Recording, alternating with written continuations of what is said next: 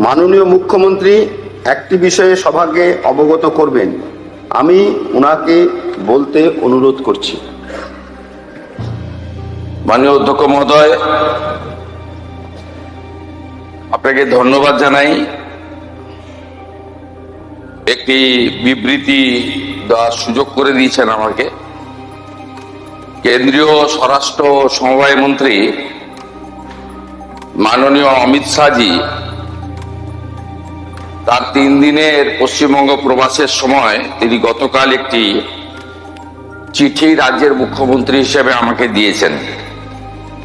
আপনার অনুমতি নিয়ে আমি চিঠিটি পড়ছি।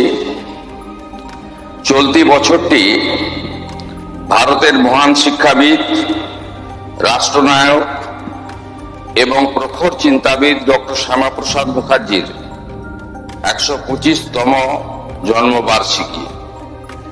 ডক্টর শ্যামাপ্রসাদ মুখার্জি ভারতীয় ভাষাগুলির সংরক্ষণ, বিকাশ এবং তাদের ব্যাপক প্রয়োগের একনিষ্ঠ সমর্থক ছিলেন। তার দৃঢ় বিশ্বাস ছিল যে প্রশাসন, শিক্ষা এবং জনজীবনে ভারতীয় ভাষাগুলির যথাযথ স্থান পাওয়া উচিত, কারণ গণতান্ত্রিক শাসন ব্যবস্থা তখনই কার্যকর এবং জনমুখী হতে পারে যখন এটি জনগণের নিজস্ব ভাষায় পরিচালিত হয়। এই পরিপ্রেক্ষিতে আপনাকে এই অনুরোধ যে পশ্চিমবঙ্গে বাংলা ভাষার কার্যকর এবং ব্যাপক প্রয়োগকে প্রশাসনের প্রতিটি স্তরে উৎসাহিত করার জন্য প্রয়োজনীয় পদক্ষেপ নেওয়া হোক।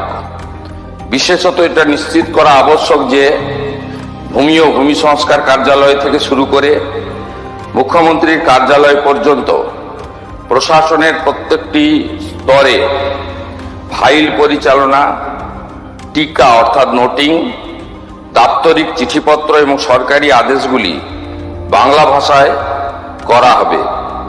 এছাড়াও নাগরিক পরিষেবা, ডিজিটাল প্রশাসন ব্যবস্থা, আবেদনপত্রের নমুনা, শংসাপত্র, পোর্টাল, ওয়েবসাইট, মোবাইল অ্যাপ, প্রশিক্ষণ সামগ্রী, সার্বজনীন সূচক, সংবাদ বিজ্ঞপ্তি, অন্যান্য সমস্ত সরকারি যোগাযোগের মাধ্যমেও বাংলার প্রয়োগকে অগ্রাধিকার দেওয়া উচিত। পুলিশ এবং আইন শৃঙ্খলা সংক্রান্ত নাগরিক পরিষেবাগুলিতেও, যেমন প্রথম তথ্য বিবরণী এফআইআর, অভিযোগ নথিভুক্তকরণ, নাগরিক তথ্য এবং সুরক্ষা ও জনসচেতনতামূলক বার্তাতেও বাংলার ব্যাপক ব্যবহার প্রশাসন ও জনগণের মধ্যে বিশ্বাস, সুবিধা এবং অংশগ্রহণকে অধিক সুদৃঢ় করবে। এছাড়াও ভারত সরকারের সঙ্গে দাপ্তরিক চিঠিপত্রের ক্ষেত্রে বিদেশি ভাষার পরিবর্তে বাংলায় এবং রাজভাষা হিন্দির প্রয়োগ করা যেতে পারে। স্বরাষ্ট্র মন্ত্রক, আমার অভিজ্ঞতা হলো যে ফাইলের পরিচালনা, টিকা নোটিং, দাপ্তরিক চিঠিপত্র, সরকারি আদেশ, অন্যান্য প্রশাসনিক কাজ হিন্দিতে সম্পূর্ণ দক্ষতা, স্বাচ্ছন্দ্যে সম্পাদিত হচ্ছে। এই অভিজ্ঞতা ভারতীয় ভাষায় সুশাসন এর সম্ভাবনাকে আরও সুদৃঢ় করে।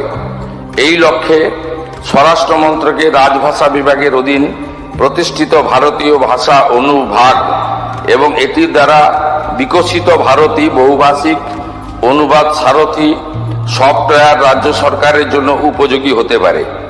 এই বিভাগটি ভারতীয় ভাষাগুলিকে প্রশাসনিক কাজ, অনুবাদ, আদর্শ, পারিভাষিক শব্দাবলী, ডিজিটাল ভাষা সমাধান এবং সক্ষমতা তৈরির ক্ষেত্রে বিশেষজ্ঞ এবং বাংলা ভাষার ব্যাপক ও কার্যকর প্রয়োগের জন্য প্রয়োজনীয় প্রযুক্তিগত এবং প্রাতিষ্ঠানিক সহযোগিতা প্রদানের সচেষ্ট।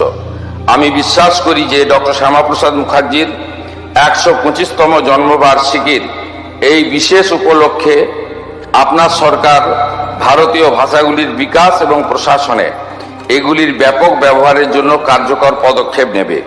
এটি কেবল সুশাসন শক্তিশালী করবে নয়, বরং ভারতের ভাষাগত সাংস্কৃতিক ঐতিহ্যকে শক্তিশালী করার দিকেও একটি গুরুত্বপূর্ণ অবদান রাখবে। শুভেচ্ছা সহ আপনার অমিত শাহ।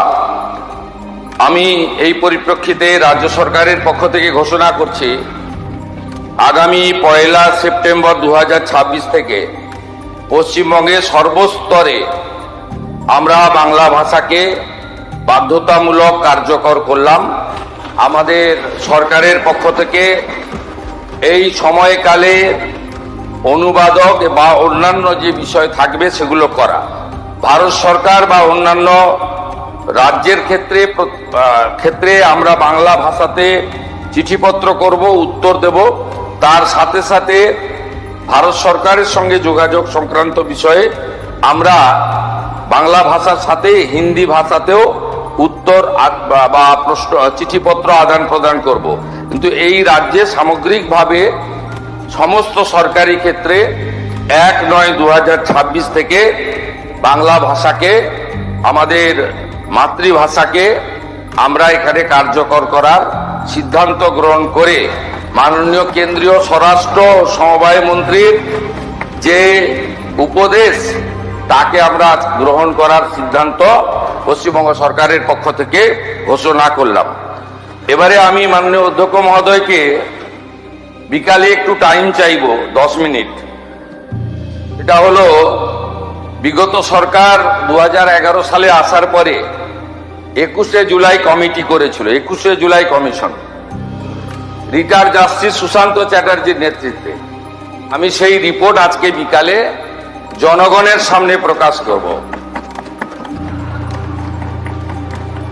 সুশান্ত চ্যাটার্জি জাস্টিস, তিনি যা যা রেকমেন্ড করেছিলেন, যারা কালকে 21শে জুলাই করবেন তারা 15 বছর সরকারে ছিলেন, তারা কতটা কার্যকর করেছেন আর করেননি সেটা বিকালবেলা আমার তথ্য প্রমাণের ভিত্তিতে আমি বাংলার জনগণের সামনে রাখব।